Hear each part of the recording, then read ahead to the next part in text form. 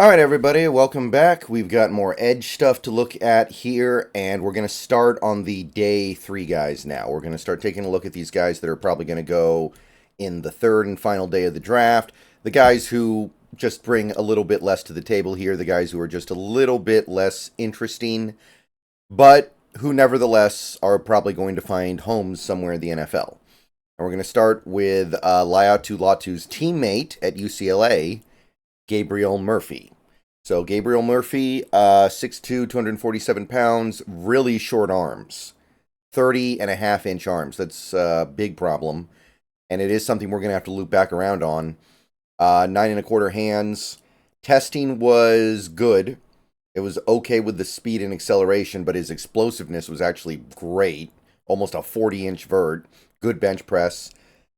Big boards, a couple put him in the third, but the aggregate currently has him in the early fourth. So going to go very early in day 3 if the aggregate is correct. He's had really one season of significant production in college last year. 16 tackles behind the line of scrimmage, 8 sacks, 85.3 PFF grade. He was okay the previous year, but not nearly as many splash plays. 2022 was his first year at UCLA. Before then, I think he was playing at like Northern Texas. And he was playing well, but it was against much lower competition. I think it was Northern Texas anyway. But quick first step, gets the edge really well. If you're laid out of your stance, he's going to get right around you. He's got great bend around the edge as well. So those two ever important traits for an edge rusher are present with Gabriel Murphy. He can get the first step, and then he's got the bend to curve around offensive linemen. He knows how to use his hands to win reps as well, so even if you do get square with him, he can still find ways to win with his handwork. Good set of pass rush moves that he can use to win as well, so he's not just a speed guy. He's not just a one-trick pony. Can do all kinds of different stuff. Times his punches really well. Good punches. Lined up all over the UCLA defense over his career. They would use him as an edge. They'd use him as like a 4-eye, guy who would line up in a 4-point stance, a 3-point stance, a 2-point stance, all this stuff. And ultimately, I think he would be a great fit in a 3-4 defense as an edge player in the NFL. So there's actually a lot that I like with Gabriel Murphy. There's a lot to appreciate here with Gabe. So the shortcomings obviously start with the obscenely short arms. So that is going to negatively affect his ability to shed blockers. It's going to negatively affect his ability to tackle. And you did see some of that in the NFL. Once a blocker got on him and actually like engaged with him firmly and latched on, there wasn't a lot he could do to shed. So that's tough, right? That is a part of the problem here with Gabriel Murphy. He doesn't have a lot of strength. He struggles to defend against the run. And he doesn't really have much of a bull rush. He doesn't strike with a lot of pop when he's trying to bull rush you. So there isn't really much he can offer in that department. So he is a limited player. However, as a pure pass rusher, somebody who you would want playing standing up as an edge rusher in a 3-4, I do think he's good. I do like him a lot. He'll never be great against the run. He'll never be a well-rounded player, I don't think. But his combination of first step quickness, his bend, his pass rush moves, he's got a bevy of moves he can whip out. He's got good punches. I think he's going to be a good pass rusher in this league. So I actually would put him in the 3rd round personally. I think he's a 3rd round guy. So you just have to understand what you're getting here. You're not getting somebody who's going to be a well-rounded, every down player. You're going to get somebody who is a pass rush specialist, and that's okay. So, 3rd round for me. I like him. Javon Solomon of Troy is our next guy up here. 23 years old. 6'1", so a little bit shorter than most of the guys we look at. 246, 33 and 7/8-inch arms. So long arms. Really long, actually, for a guy this late in the draft. 10 3/4 hands. Testing was mixed. Not very quick or fast. Decent speed, I guess, but pretty explosive.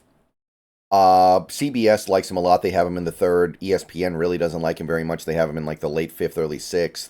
PFF has him in the 4th, and that's where the aggregate has him the 4th. So that's probably what we're looking at here.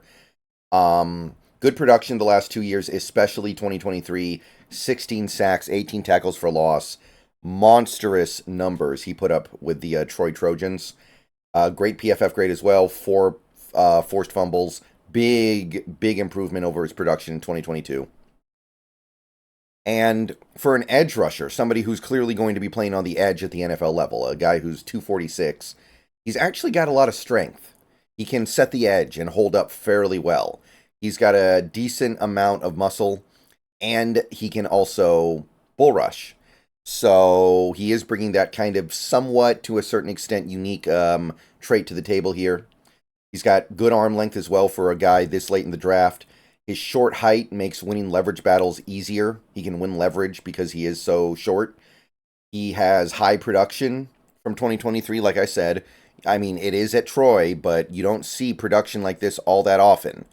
2023, he produced like absolute crazy. And in that ever important category of being able to get that first step and bend around the corner, he's got it. He can bend the corner. He can, he's got that first step quickness. So there is some stuff with Javon Solomon that is legitimate for an NFL edge rusher. Even though it didn't show up in testing, you watch the tape, you see a guy who can actually bring those traits to the table. He still does get pushed around when he's trying to hold his gap in run defense. He still does get pushed around a little bit by stronger offensive linemen. His small size will betray him a little bit in that area.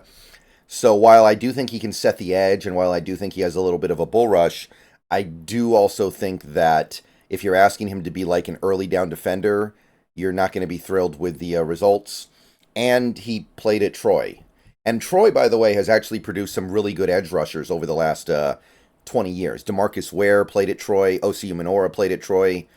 So Javon Solomon does kind of follow in the footsteps of some great NFL pass rushers. But it is still weaker competition. So I like him. He's a toolsy rusher. He's got some real explosiveness off the bench. Play him part-time. I think you get good value out of him as long as you understand what he is. Understand that at the end of the day, you want to use his bend. You want to use his first step. You want to use his ability to win leverage. So round 4 sounds good to me. Soon as day 3 kicks off, I'd be into it. I'm not going to go crazy with it, but once you get to day 3, I think the aggregate has it more or less right. All right, next guy, last guy for this video is Mohamed Kamara of Colorado State. I think they're the Rams, the Colorado State Rams. Couldn't find his age. 6'1", another shorter guy. So this is another guy who's going to do really well winning leverage battles in the NFL because he's going to be the low man pretty consistently. 248, 32 and 3/8 arms, 8 and 5/8 hands. The testing was really good, actually. He's fast, he's quick, sub 1.6, 10-yard split. That's the money zone. 34.5-inch vert, good. 10-foot 3-inch broad is great. So his testing numbers were pretty on point. And the big boards, some put him in the 3rd, some put him in the 4th. The database puts him in the 4th. So that's what we're looking at right now. Really productive the last 2 seasons. 100 tackles, 33 tackles for loss, 21.5 sacks, 4 forced fumbles, and good PFF grades. So he's been really productive the last 2 seasons for Colorado State. So you're definitely getting the guy who's proven that he can put up the numbers, get into the backfield, make plays in the backfield, more so than most of the other players in this draft. And a lot of the ones that do don't have 2 years of production on this level. So he's got great get off at the snap. His ability to blow past his man with his first couple steps is impressive. He's got a lot of pass rush moves as well. He's not just a speed guy. He's not just a guy who depends on his ability to bend the edge. He's somebody who does actually have things he can do with his hands. He does have chops. He does have swims. He does have all kinds of different stuff he can whip out. And he's coming into the NFL with that, which is great. He's somebody who will throw counter after counter after counter until he wins the rep.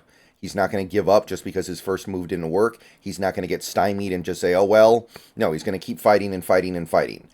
He's also great with the leverage game because he is so short. He's going to be the low man. He's going to get underneath pads.